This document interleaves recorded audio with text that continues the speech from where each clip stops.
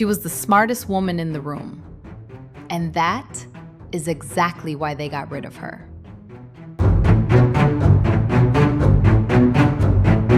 Her presentations were flawless. Her ideas were sharper than her managers. Her results were better than everyone else's. And she made sure people knew it. She corrected her boss in meetings. She got the praise. She got the applause. Then one day, there was a quiet restructuring. No dramatic firing, no confrontation. Just a new org chart. And somehow, she was now sideways.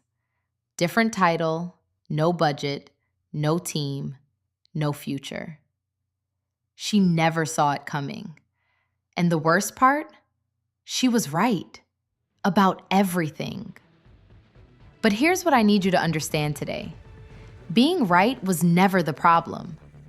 Today, we're talking about Law 1 of the 48 Laws of Power. Never outshine the master. And before you roll your eyes and think, so I'm supposed to shrink myself, make myself smaller, pretend to be less than I am? No, absolutely not. Because here's the thing nobody talks about when they teach this law. There is a version of this law that destroys you. And there is a version of this law that builds you into someone untouchable. Most women who hear never outshine your boss do one of two things. They either ignore it completely, keep outshining, keep getting passed over, keep wondering why their brilliance isn't being rewarded. Or they swing to the other extreme. They become a brown-noser, constantly flattering, constantly agreeing, saying things they don't mean to people who don't deserve it. And that version corrodes your confidence slowly, from the inside. What I'm going to teach you today is the third option, the one nobody talks about. It's called strategic dimming, and it has nothing to do with making yourself smaller. It has everything to do with knowing exactly how powerful you are and choosing, deliberately, when to let it show. Let me take you back to 18th century Russia. A young woman arrives at the Russian imperial court. She is foreign, unknown, and completely surrounded by enemies. The woman sitting on the throne, Empress Elizabeth, is brilliant, powerful, and deeply insecure. Anyone who threatens her position gets removed, immediately. Now, our young woman, she is arguably smarter than Elizabeth, more strategic, more politically gifted. Everyone in the court knows it, but she never lets Elizabeth know it. For years, she plays the role of the grateful, admiring, slightly less capable lady of the court. She flatters Elizabeth's vanities.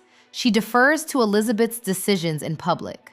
She makes Elizabeth feel like the most formidable woman in every room. And privately, quietly, she is building alliances, studying the military, learning law, accumulating loyalty. That woman's name was Catherine the Great. The same woman who would go on to become the most powerful ruler in Russian history, who expanded the empire more than any czar before her, who transformed Russia's education system, legal system, and cultural identity. She wasn't hiding, she was building. She called it, and this is the part historians rarely quote, strategic dimming. Not pretending to be stupid, not flattering her way through the palace. She was making a calculated, conscious, temporary choice to let someone else occupy the spotlight, while she quietly assembled everything she needed to own the stage permanently. That is the law. That is what it actually means. So how do you actually do this in your real life, at your job, in your business, in your relationships? Here are 3 moves. Write these down. Move 1, redirect the credit. Don't erase your contribution. There's a sentence most ambitious women never learn to say, and it costs them everything. Here it is. I developed this idea building on the direction you set. Now, you're not lying. Your idea is still in the sentence. Your contribution is still visible, but your boss is in that sentence too. And suddenly, your brilliance doesn't feel like a threat. It feels like a result of their leadership. They don't promote people who make them look replaceable. They promote people who make them look visionary. Become the evidence of your boss's good judgment. Watch what happens next. Move 2. Ask the question you already know the answer to. When you're in a meeting and you have the answer, instead of announcing it, ask, would it make sense to approach it this way? You are still the one who knew, but now your boss gets to say yes. And when they say yes, the idea becomes theirs in the room. And here's the genius of it. Your boss's brain is now tied to your idea. They championed it. They approved it. When it succeeds, they will naturally advocate for the person who brought it to them. That person is you. You didn't shrink. You redirected the spotlight while keeping your fingerprints on the work. Move 3. Make your wins visible upward, not sideways. This is where most women make the most expensive mistake of their careers. They outshine their direct manager in front of their manager's peers. That is the danger zone. That is how careers get quietly derailed. Instead, make sure your boss's boss knows how capable you are. Through your boss. Let your boss present your work to the executive team. Let your boss take you into the room and introduce you as the one who made this happen. Your boss just became your vehicle for visibility, not your competition, your vehicle. And a boss who needs you is a boss who protects you, is a boss who fights for your promotion, is a boss who, when the layoffs come, makes sure your name is not on that list. Now, I know what some of you are thinking. Isn't this just performing? Isn't this just fake? Here's the checkpoint. Here's how you know which side of the line you're on. Before you hold back in any high-stakes moment, ask yourself this one question. Am I doing this from abundance or from fear? If you're choosing strategically, from a place of security, knowing full well that your capability is not in question, that is strategic dimming. If you're doing it because you don't believe you deserve to shine, that is something else entirely, and it has nothing to do with this law. That is a conversation about self-worth, and it deserves its own healing. Strategic dimming only works when your confidence is already intact. It is a tool for the woman who knows her power, not a hiding place for the woman who hasn't found it yet. The line between strategic dimming and brown-nosing? One comes from abundance. You have the power and you're choosing when to deploy it. The other comes from fear. You're seeking approval you don't believe you deserve. Know which one you're operating from. That is where your self-esteem lives. Now let me give you the research, because this isn't just strategy. This is science. In 2019, Harvard Business School published a study on workplace dynamics and advancement. What they found will not surprise you, but it will probably infuriate you a little.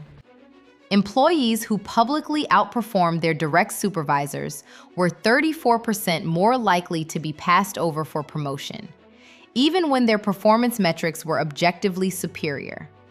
Let that sink in. Same results, same numbers, same capability. The only difference was how their excellence was perceived by the person above them. The employees who thrived, who got promoted, who got resourced, who got protected, they were the ones who found a way to make their excellence feel like a contribution to their manager's success, not a challenge to it.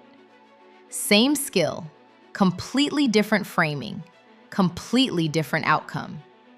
That is not a system we created, but it is a system we are playing in. And the woman who understands the system doesn't get played by it. She plays it. Here is what I want you to take away from this today.